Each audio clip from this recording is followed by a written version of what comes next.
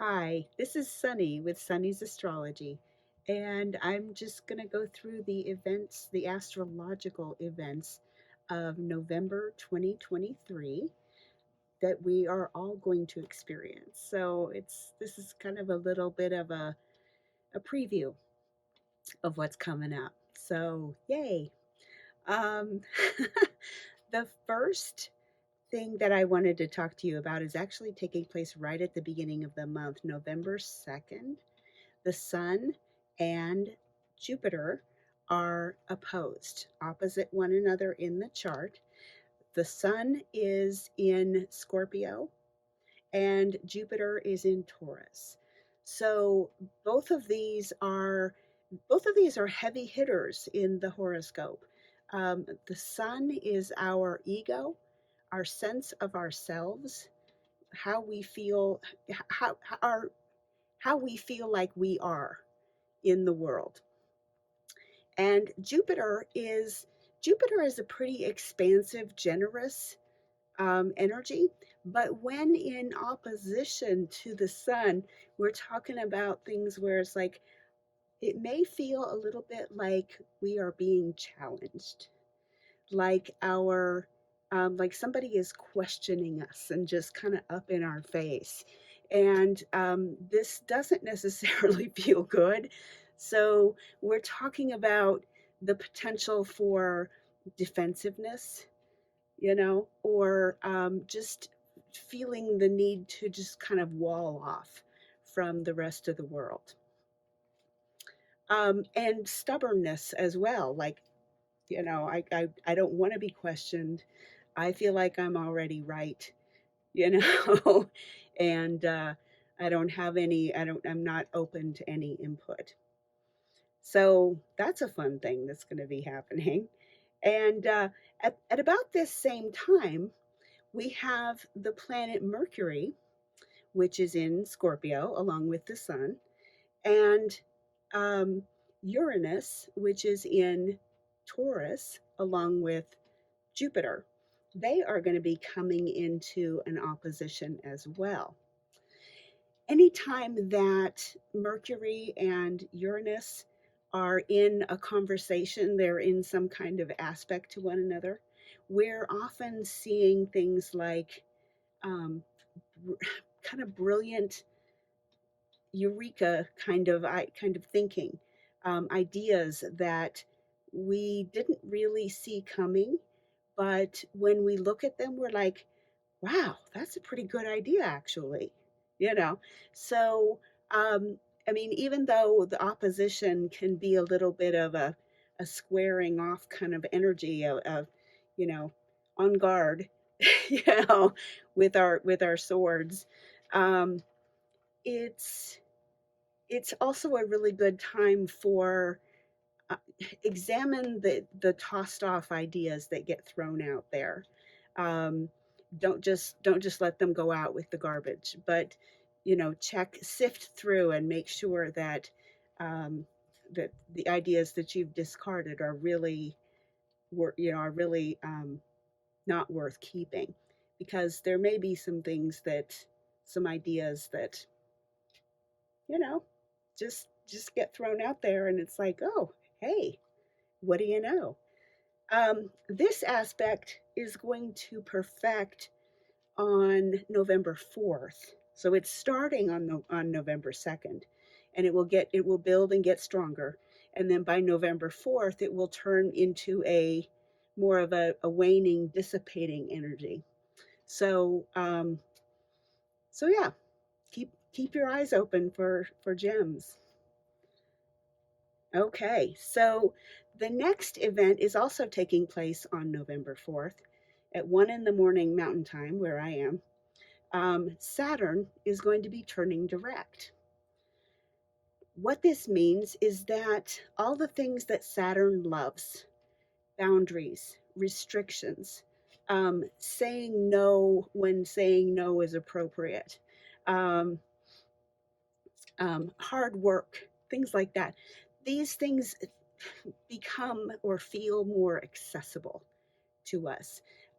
Like we can more easily get to those energies. it's just going to feel a little easier in terms of it's going to feel a little easier in terms of hard work. which which sounds very contradictory, but Saturn just kind of brings back that juice. So we like that. And Saturn is going to stay direct until next June. And in June, it will once again go retrograde. So between now and June, this is a good time to be working on those long term projects, things that Saturn would very much approve of. Next, we're going to talk about Venus. On November 8th, Venus moves into her own sign of Libra. Venus, like most other planets, rules two signs. She rules the sign of Libra, and she rules the sign of Taurus. And anytime a planet is in its own sign, this is this is a case where the planet is empowered to do what the planet is here to do. So Venus in her own sign is empowered and by the way, we're in Libra, we're talking about a more social aspect of Venus. Libra is talking about bringing harmony, harmonizing, um, finding compromise, finding ways for everybody to get something that they want, um, finding ways maybe even for people to just all out agree. That's very Venus. So Venus is very much interested in bringing people together in Libra. It moves into Libra on November 8th at 2:30 in the morning Mountain Time, and she'll be there until December the 4th. So this is a little bit of time where maybe we're hoping for some peace talks, where some of these conflicts can be ratcheted down a little bit and maybe not so bad. That would be the kind of thing that Venus would be very interested in Libra. So here's hoping. Okay, so and then on November 9th, so November 8th, Venus moves into Libra. On November 9th, Mercury moves into Sagittarius. So Mercury is not at its best in Sagittarius. Mercury is, Sagittarius is a lovely sign, a lovely energy, but it can be a little, um, I hate this word, but I'm going to use it anyway. It can be a little flaky. Um, Mercury is like, oh, here and oh, there, and, back and forth, and not really settling in on anything.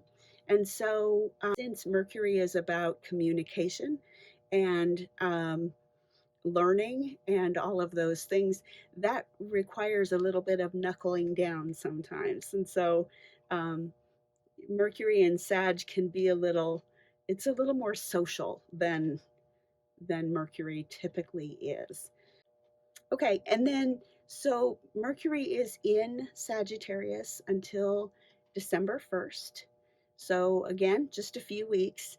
This is a good time. You might as well take advantage of this. Go to some parties, enjoy yourself, talk to people that you maybe wouldn't think of talking to otherwise, It's a good idea to open up your horizons a little bit.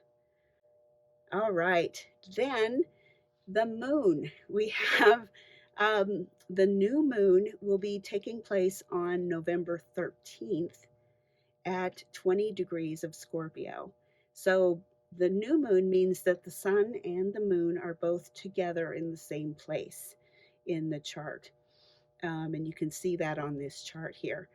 You can also see that the moon and the sun are at 20 degrees Scorpio, and they are opposing Uranus at 21 degrees Taurus.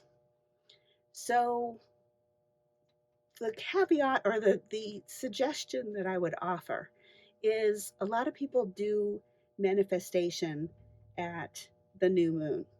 The new moon is the time where we think of things that we want to increase.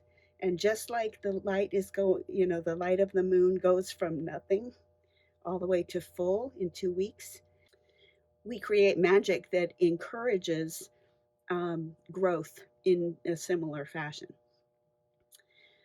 The caveat here is that the planet Uranus is about sudden shifts and changes and doesn't really care what the nature is of that shift or change. So we can be working on our manifestation magic and call in some pretty crazy changes that we may or may not be ready for. So just I I would I would skip the manifestation ritual for this month. On November 22nd, the sun moves into Sagittarius. This is a really good place for the sun. The Sagittarius is ruled by Jupiter, and it's a fire sign.